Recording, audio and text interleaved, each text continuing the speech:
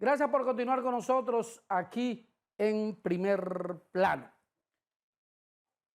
Le decía que había un caos total, fila en las oficinas del Intran de personas que se ha dicho que van a renovar la licencia, que van a sacar una nueva licencia. ¿Cuál es el problema? Uno de los problemas es también que se ha dicho que no se van a eliminar, que vamos a volver a la práctica, al examen, en los carros, no en los virtuales que actualmente se estaba dando, en los simuladores de conducción que estaban operando hasta hace poco. El gran problema consiste en que se ha dicho que hay que renovar toda esa licencia.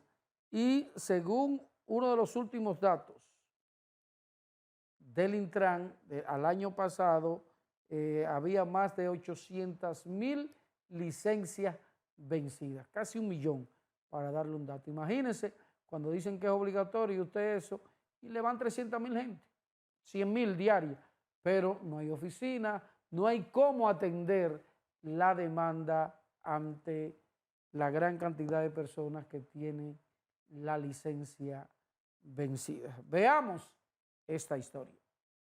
El Intran ha atendido al menos 700 personas diarias en la emisión de licencias desde que comenzó la entrega del nuevo documento.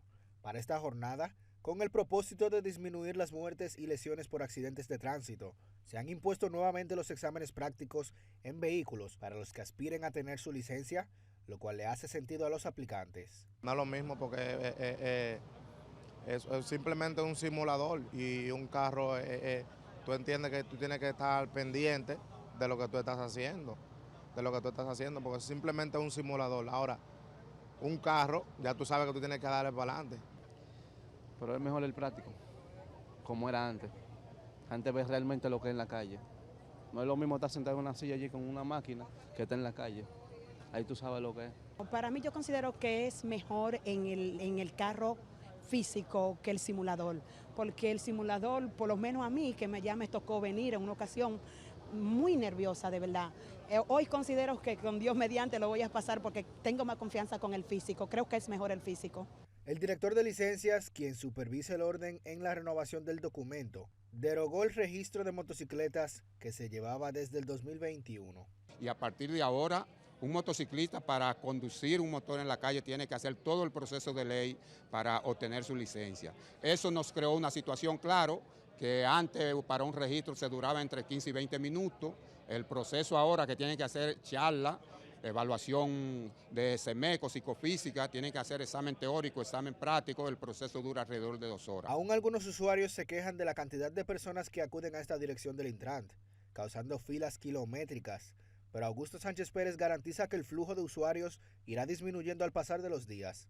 Pérez Sánchez reveló además que este martes la dirección se vio obligada a cerrar a solo minutos para medianoche, debido a que aunque cierran sus puertas a las 4 de la tarde, la visita de más de 1,000 usuarios y su compromiso de cumplir con los servicios del ciudadano obligaron a las autoridades a culminar sus operaciones pasadas las 11 de la noche. Joan Vázquez, ACD Noticias. Bueno, fíjense el dato que da Joan de que unas 700,000 personas son atendidas para la renovación y la nueva licencia. Imagínense cuando se habla de 800,000 o 900,000 licencias vencidas. Estamos hablando, según los datos del Intran, que le estoy dando, de cada 3 licencias que existen, una está vencida.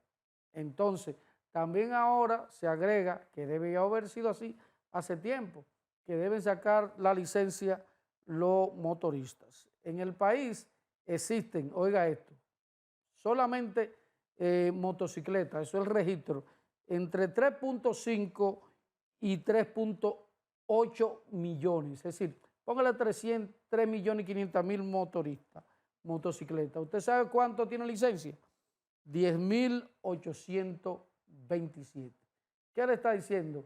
Que casi cerca del 99, 98% de los motoristas andan sin un papelito, además de andar sin casco. Ese y de todos los accidentes de tránsito que ocurren, que generan más de 3.000 muertes cada año en República Dominicana, el 60% son motoristas. Lo que pasa es que están buscando la fiebre en la sábana. Vamos a pasar a otro tema que sí debe continuar llamando la atención de los dominicanos, y es la situación que impera en Haití. Mientras la situación sea difícil, caótica, deprimente en Haití, es inevitable que sus ciudadanos no intenten o no crucen hacia territorio dominicano, un tema de sobrevivencia. Ahora hubo un remozamiento del gobierno en Haití y se anunció por quinta ocasión que se convocará a elecciones el 30 de agosto de este año. Veamos. Las elecciones presidenciales en Haití, que estaban previstas para septiembre del 2021, serían realizadas 5 años más tarde, o sea, en agosto de este 2026. Pero vistas las condiciones de inestabilidad e inseguridad, se da por hecho de antemano el fracaso de esos comicios. Porque ni siquiera hay un gobierno funcional, aunque sea de transición, aunque sea colegiado. No está funcionando en materia. En Haití se entiende que los haitianos pueden de alguna forma resolver la situación. No es verdad, no ha ocurrido como tal. El único momento de la historia reciente que se ha estabilizado en alguna medida fue cuando una intervención militar con un plan de transición o de estabilización política que terminó con Martelly y posteriormente con Moïse. El analista en asuntos internacionales Felipe Vallejo entiende que Haití luego de esa situación ha sido un desastre total. Primero con el terremoto, luego con la caída de Moïse, y ahora lo hemos visto. En Haití la verdad es que, aunque República Dominicana y el gobierno actual ha sabido manejar la situación, porque si podemos ver el nivel de preocupación de los dominicanos, digamos que la temperatura con esa situación ha disminuido notablemente. Desde la intervención más decidida del presidente Abinader, convoca a los expresidentes, se habla de una visión de Estado, de una visión compartida. Fantástico. Entrevistado en Ahora por la Super 7 sobre la guerra entre Estados Unidos contra Irán, el experto en asuntos foráneos entiende que República Dominicana saca beneficio al estar del lado de Estados Unidos. Es lo que toca. Es lo que toca en este momento. La declaración de Cancillería condenando los ataques a Irán fue evidentemente reforzando la línea de Estados Unidos. Mire cómo reaccionó Estados Unidos contra un país gigantesco como España, simplemente porque se negó en primera instancia a apoyarlos con algunas bases o poner a disposición sus bases militares. República Dominicana tiene que elegir sus batallas, valga la redundancia, y entender que estamos en el hemisferio de influencia, por no decir otra cosa, de los Estados Unidos. El analista internacional Felipe Vallejo dijo que el presidente Luis Abinader es uno de los primeros mandatarios de América Latina mejor valorados, lo que se traduce en beneficio para República Dominicana. Nino.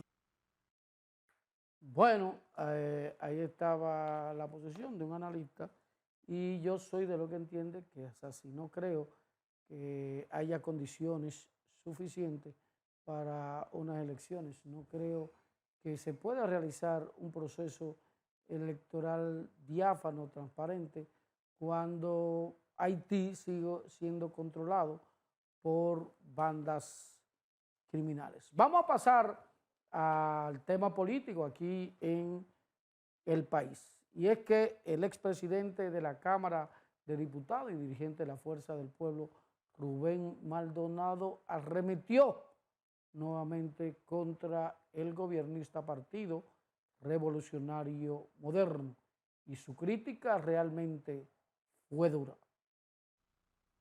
Son varios los dirigentes PRMistas que han sido trasladados a Estados Unidos para enfrentar acusaciones de tráfico de droga. Rubén Maldonado, expresidente de la Cámara de Diputados y alto dirigente de la Fuerza del Pueblo, dice que para nadie es un secreto que el narcotráfico está en el PRM. Se refirió a la encuesta de ACD Media de que más del 50% de la población ha perdido el interés en los partidos políticos. ¿Qué hace perder la confianza de la ciudadanía en los partidos políticos? Bueno, cuando acciones como la cometida por el Partido Revolucionario Moderno en este proceso electoral del 2024 ocurren, que vemos hoy en día que una cantidad enorme de sus candidatos eran todos narcotraficantes. Entonces la gente dice, pero ¿para qué estamos haciendo un partido? Narcotraficantes. Claro, están ahí, todo lo que han caído. Pero no todos. Casi Una todos. gran cantidad, y una gran cantidad, una cantidad enorme. Entrevistado en Ahora por la Super 7, Maldonado reveló que la Fuerza del Pueblo no se dejó penetrar por el narcotráfico. Yo fui el coordinador de campaña de la Fuerza del Pueblo y yo sé todo lo que iba allá. Y llegaban gente. Ahora, ¿qué pasaba? Sí, no, llegaban gente que quieren decir había eso. gente que se acercaban a nosotros. Pero gente, ¿quiénes son? Porque gente somos todos. Sectores con pasados. Pero ¿con pasado de qué? Con pasado. Explícalo, Rubén, porque tú estás hablando para radio y televisión. Lo que te estoy diciendo es que llegan gente. Es decir, en el y cuando llegaban, ¿qué hacíamos nosotros? Rubén, en el Usted PRM. Usted aquí no cabe. ¿Quién llegó allá? Aquí no cabe. Ni cabe usted como candidato, ni se le acepta su ayuda. Se rechazaba. Rubén Maldonado dijo que la encuesta ACD Media demostró que la Fuerza del Pueblo es la principal entidad opositora. Nino Germán Pérez. Y pasando a otro tema, ahí fue dura la crítica, pero otro tema, lo que tiene que ver con los impuestos. El ministro de Hacienda dijo que existen una especie de impuestos anacrónicos, lo define así, y dice que enviarán un proyecto. Realmente en el Congreso aplaudieron esa decisión y ese anuncio del ministro de Hacienda de que se eliminen todos esos impuestos innecesarios, abusivos. La mayor inversión pública ayude al... El ministro de Hacienda y Economía, Magín Díaz, dijo entender que hay impuestos que no tienen razón de ser y que su eliminación contribuye a facilitarle la vida a los contribuyentes. Sí, habló de eliminar anticipo. Esa propuesta recibió el respaldo de los senadores oficialistas y se enfocaron en la eliminación del anticipo y actualizar las exenciones fiscales. O entendí que podían ser las empresas pequeñas y medianas. ¿Y la persona física? También puede ser, porque habló también de la persona física. Lo que él hizo fue un aspecto general, por eso no quiero decir en forma particular de ningún impuesto. Yo veo con beneplácito lo que Magín dijo y también ese anticipo tienen que ver cómo hacer y cómo regular eso. Entonces yo de acuerdo porque también hay impuestos que ya no deben estar y no deben ser, que se pusieron transitorios desde cuando Hipólito Mejía y todavía están ahí. Mientras que los opositores, en la voz del vocero de los diputados de la Fuerza del Pueblo, condiciona el proyecto a que se incluya la indexación de los salarios. El partido Fuerza del Pueblo desea que en esos impuestos y todo ese proceso que él va a hacer, nosotros le pedimos encarecidamente que la indexación salarial se duelan de los trabajadores dominicanos y pueda venir en ese proyecto. Yo dudo mucho que sea a favor de la población, de verdad que sí, y muy especialmente de los más necesitados. Magín siempre le gusta tratar esos temas, traerlo, disfrazarlo, y después al final de la jornada, quienes más sufren son los contribuyentes.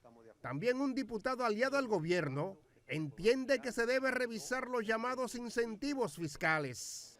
Se ha establecido que hay un gasto fiscal de más de 300 mil millones de pesos. Ese gasto fiscal se refiere a las exenciones que tienen grandes empresas en importación de combustible, en no pago de impuestos, en una cantidad de exoneraciones como el sector hotelero, el sector minero. El gobierno busca la manera de mejorar las condiciones de las recaudaciones, a pesar de no poder pasar una reforma fiscal. Los legisladores han reaccionado con cautela en torno a la propuesta del ministro de Hacienda de someter un proyecto para eliminar impuestos, debido a que se puede tratar de un caramelo envenenado, porque el mismo no fue específico a la hora de indicar cuáles son los impuestos a eliminar. Bueno, ese es un tema que alguna gente entiende, que eso que dijo Magín, el ministro de Hacienda, podría ser un caramelo envenenado para luego venir con la reforma fiscal que algunos sectores entienden que es necesaria. Y las centrales sindicales continúan activas, vigilantes, con la lupa en el Congreso y en otros lugares, porque entienden que los patrones no duermen para eliminar la cesantía. Por eso convocan a los trabajadores. El Congreso Nacional inició este martes sus trabajos legislativos bajo amenazas. Las centrales sindicales anunciaron de inmediato una jornada de lucha que terminará frente al Congreso Nacional en busca de que se respete el proyecto original de la reforma a la Ley de Trabajo. En una gran concentración con las demás centrales sindicales el miércoles 8 de abril en el Congreso Nacional, demandando una de dos cosas. Primero, que se apruebe la reforma laboral sin tocar la cesantía, tal y como la envió el presidente de la República al Congreso. ¿Por qué volver al diálogo? Porque el sector empresarial sigue presionando ver si existe la posibilidad de eliminar la cesantía, y eso no va a pasar. Nosotros por eso estamos anunciando que si se pretende volver al diálogo y crear conflicto alrededor de lo que ya se pactó, es evidente que en el país se van a producir situaciones que no son deseables. El bloque oficialista en la Cámara de Diputados se reunió con sus legisladores y el tema laboral fue el de mayor interés, así como lo expresa el presidente de la Cámara de Diputados y otros legisladores. En ese sentido nos proponemos poder conocer la reforma laboral que está prácticamente lista y que por desaveniencia entre los diferentes sectores no pudo terminar de conocerse en la Cámara de Diputados. Nos proponemos conocer la seguridad social, la ley de agua, la alerta AMPE, que tenemos la intención de poder aprobarla en el día de hoy. El presidente de la comisión que estudia el Código Laboral aseguró que están listos para terminar el estudio de la pieza. Vamos a decir lo siguiente, estamos firmes en torno a la terminación del estudio de los 15 artículos que faltan de la reforma para dar el informe y que el Pleno de la Cámara de Diputados decida de una manera definitiva con relación a esta reforma laboral. Las centrales de trabajadores aseguran que sus movilizaciones en todo el territorio nacional y en el Congreso son una respuesta a las presiones empresariales para iniciar el diálogo en busca de desmantelar la cesantía. Félix. Bueno, los deben estar activos, vigilantes, los líderes sindicales, porque fácilmente le pasan gato por liebre. Nos vamos a la pausa, pero no se mueva, porque cuando regresemos estaremos hablando de turismo. ¿Qué más hace el ministerio para seguir embelleciendo la ciudad colonial? Ya volvemos.